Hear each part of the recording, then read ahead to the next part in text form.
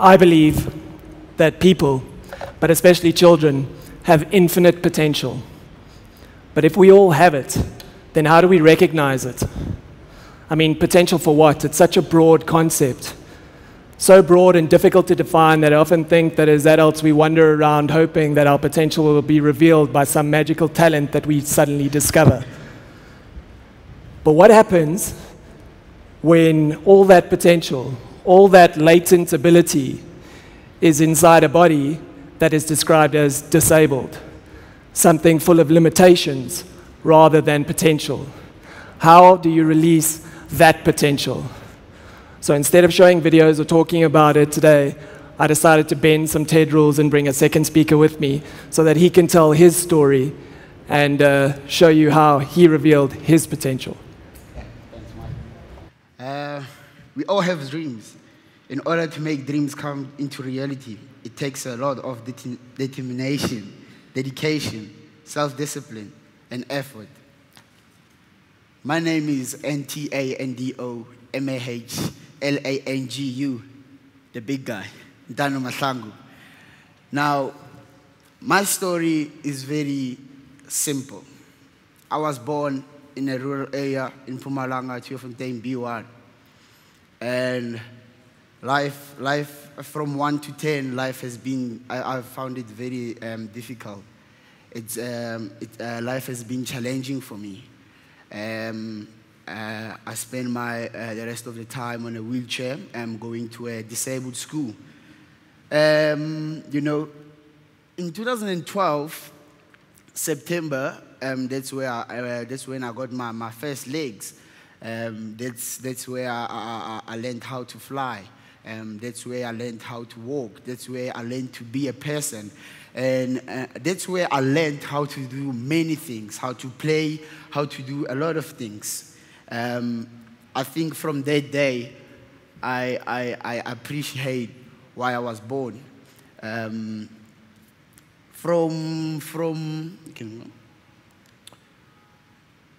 That's last year. I'm just gonna tell you a little bit about 2016.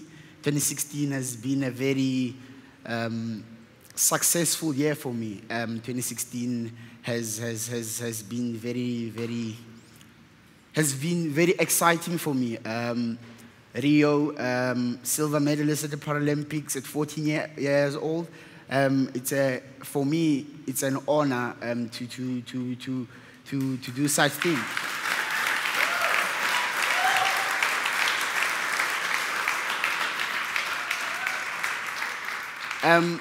What Rio told me, it taught me that we don't want to tell our dreams, but we want to show our dreams.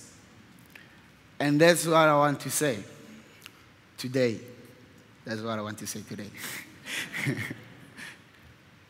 Without prostheses, I don't think my life would have been like this. Prostheses have made my life better and better. And one of the things that I like to say on my interviews, I'm just going to share it with you guys.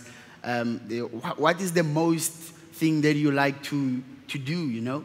The most nice, in Afrikaans they will say lekker ding, which I like to do is waking up and doing my grandma a cup of coffee. Because I remember 10 years back, or from 1 to 10, I couldn't do that because I was on a wheelchair.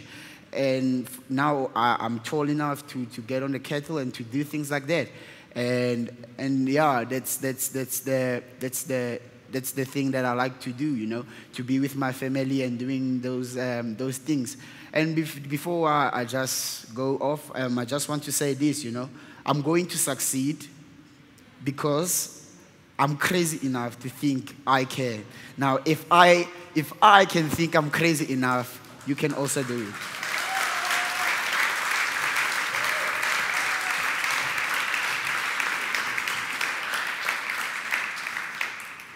After hearing Ntando speak, it's tempting to feel like this. And it's something that's often shown on social media. You know, it's done when people are pushing their limitations, and it gives us the feels and makes us all want to share it. But ladies and gentlemen, this inspirational quote is a lie. And it's something that needs to be questioned, because although attitude is important, critical even in the long term, it's not enough. And I know this because I am, or was, the child that I'm trying to help today. So, in 1992, I was involved in an accident. I was electrocuted by high-tension wires whilst being a 12-year-old kid at the Vaal Dam. I suffered third-degree burns to 70% of my body, and I was rushed to the nearest hospital. They immediately said that I was too injured for them and I should move somewhere else, suggesting the only place capable was Baragwanath, where an amazing burns unit had been built the years earlier. So that's where I went. And that was 24 years ago, so I clearly made it and survived. But I left there after a year a very broken kid, the type of broken that you only really see in war zones. I mean, I had significant scarring, lost extensive muscle. My left leg was amputated just below the hip, my right just below the knee. And to everybody but myself and my closest people, my future looked lost and limited. But this talk isn't about my details or my journey. I mean, I've got great stories, don't get me wrong, but I don't have the time. I'm hoping and trusting that the fact that we're here on the TED Talk stage gives credibility to the fact that my life hasn't been dominated by my disability and I've been able to do a lot more. At the same time, I don't believe that my disability should, or my achievements should be exceptionalized because of my disability. Eddie Ndopu, the disabled advocate and confirmed Oxford scholar, describes it as, I am exceptionalized because the overwhelming majority of young people with disabilities are denied the opportunity to live their best lives. People want me to be the benchmark for what is possible for people with disabilities without addressing the socio-economic issues that make it difficult for there to be more people like me. Ladies and gentlemen, my attitude has always been positive, it's always been very driven, but my attitude would not fix my disability. It would be crucial, as I said, but the critical thing that allowed a broken child to become a contributing member of society was access. Access to the basics that allowed me to compete.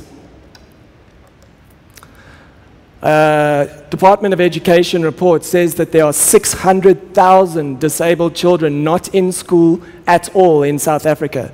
That's 600,000 kids who are lost to the system, lost to society forever, with very little hope of recovery. Then there are those that form part of the disabled schooling environment, and when I had my accident, that's where I was told to go, because I wouldn't be able to cope in a mainstream environment, and my friends would find it difficult to deal with somebody with a disability. Disappointingly, these are actually the same issues we faced when we were getting Ntando into a mainstream school. 22 years later, it is still a massive issue. These are the pillars of Jumping Kids. And Ntando's story is a fast forward of what is possible when you are able to influence each of these pillars. They build off each other, they feed off each other, and we believe allow for the development of a fully complete, highly capable person. The first thing that I had access to was education. Although I was in that wheelchair, covered in scars and very broken, I wanted to go back to my original school. And everybody that needed to buy in to make that happen did. And I didn't know at the time how rare that actually is. I had access because they knew me, and they thought that I deserved a chance. And access to education meant that I'm one of the few people who's gone to a mainstream school and onto university and postgrad who has a severe disability. It let me push myself physically and mentally and compete against anyone, the best. And although I still had that disability, I was no longer disabled. Because education frees the mind. But for years, I fought the physical constraints of that wheelchair. There are many barriers to getting prosthetics. And like most amputees, I was reliant on the state to supply them to me for the first 3 years I was trying to get them. In those 3 years, I got one set of legs, one. And they were uncomfortable, ineffective, and I didn't want to wear them, so they ended up in a cupboard. And that, unfortunately, is still a very common story for amputees today. Getting access to effective prosthetics changed my life completely at age 16, so much so that by 19 I had solo backpacked around the world. Each milestone in my life can be attributed to an improvement in my prosthetics. And to get that equipment was always a challenge. My solution for the longest time was to go to Germany to a prosthetic manufacturer there and have them do it, because sadly the cost was just about the same and they had the credibility that they could actually deliver what I wanted. But that's not a long-lasting solution, and it wasn't for me. So I then decided to go on a journey to find other and better solutions. So over the last 4 years, I've used the modular socket system that Ntando uses and other jumping kids as well. And this system changes the time frames required for socket manufacturing. And what that does is it changes the possibilities for mass fitment and the ability to fit a lot more people quicker.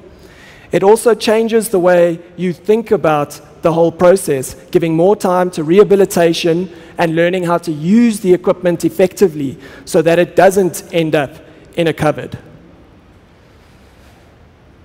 Through my life, I've experienced the difference that using these quality components makes.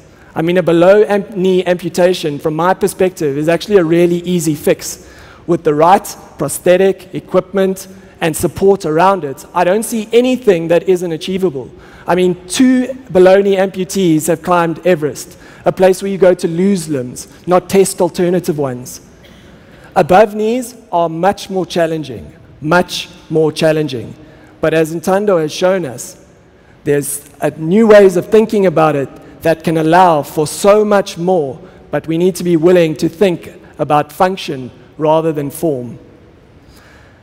And it's important because there is a tiny window of time to be a child. If you can fit amputee kids with equipment early, they will meet all their developmental goals. They, like all children, have that potential to be educated, contributing, active members of society if they are just given the chance. Access creates opportunities, and when access is given and opportunities are taken, then those same kids that we all thought were too broken to make it in this world, well, they may just surprise you. Ladies and gentlemen, the prosthetic delivery system, the thing that tries to solve this issue for people like Ntando and myself the world over, it's broken. And in South Africa, even if you have the funds and the medical aid, you are going to struggle to get effective equipment. I have a plan to turn jumping kids into a social enterprise that challenges all of those issues.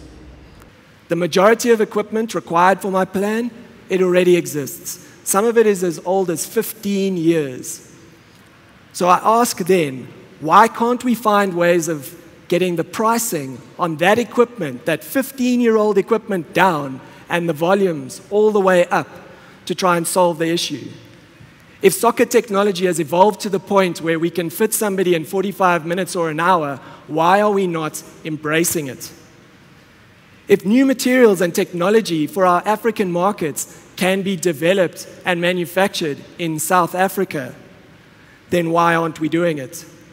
If prosthetic graduates can be upskilled to my technology and socket thinking, and if we can train assistants, technical assistants to work with them, then why in a country that needs transformation, is aching for jobs, wants a manufacturing sector, can we not create those solutions, but at the same time solve social issues?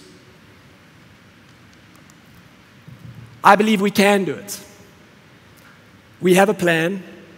We will do it because we must. Because although there is only one Ntando, he proves that with the Jumping Kids 3 pillars in place, that your attitude does make a difference as you blaze a path for others. Like these, the around 70 other Jumping Kids revealing their own indefinite potential, living their best lives and inspiring us all. But there are thousands more, and each of them deserves that chance too, because it all begins with access.